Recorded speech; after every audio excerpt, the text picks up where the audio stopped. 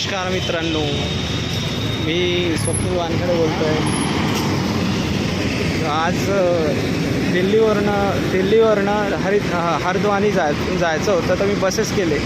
इथे दिल्लीमध्ये कोणीही मदत नाही करत, एकमेकाशी एक शब्दसुद्धा बोलायला पाहत नाही. असे कोणते बिझी राहते विचारे माहिती नाही. आणि ॲड्रेस तर कोणीच नाही सांगत. आज आम्ही हरिद्वानीवरून कैचीधाम जायचे विचार केले होते, पण आता बघू कसं सफर राहत होतं. चला भेटूया आपण. चला, आमची बस आलेली आहे. कार्तिक बॅग नेत आहे. कोणीच मदत नाही करत होतं. एक अंकल मिळाले, त्यांनी बरोबर मग सांगितलं की इथे लागेल म्हणून.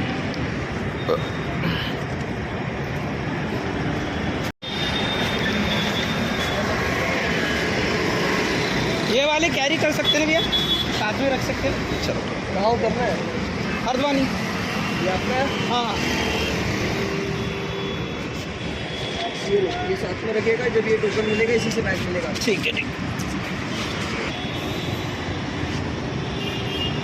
बसमध्ये बसल्यानंतर आमच्या समोर हरियाणा दिल्लीमधले 2 मुलं होते.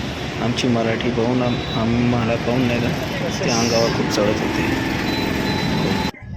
आणि खूप मजुरी करत होतात ते. आणि कार्तिकच्या पायावर त्यांनी सीट हे करून टाकली होती. आता हरिद्वानीला जाऊ. हरिद्वानीला थोडा फ्रेश विषू जमेल तर, आणि तिथून कैचीधामला जाऊ. बघूया आता कशाने जाऊया आणि कसे तिकीट्स पडतात ते वेळेवर सांगूया. चला आता आम्ही पोचलो आहे हरिद्वानीच्या बस स्टॉपमध्ये. तिथे टॅक्सीवाले खूप परेशान करतात. 200-250 कैचीधामकरिता.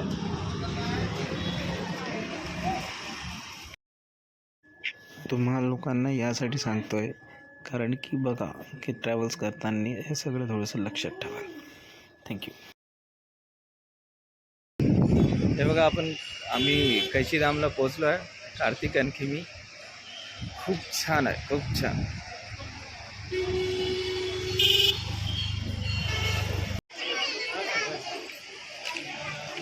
कैचीधाम. जय श्रीराम.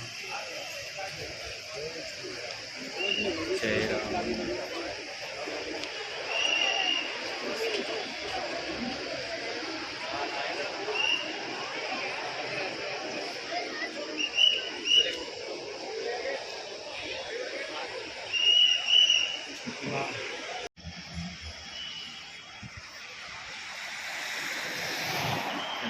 काय ना सर आहे बघा. श्रीराम. जय जय जय श्रीराम. अरे हाँ यार,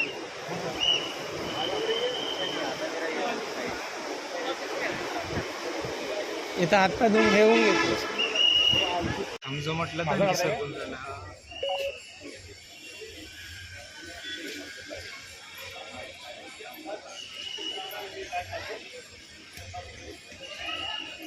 सिप्ला नदी.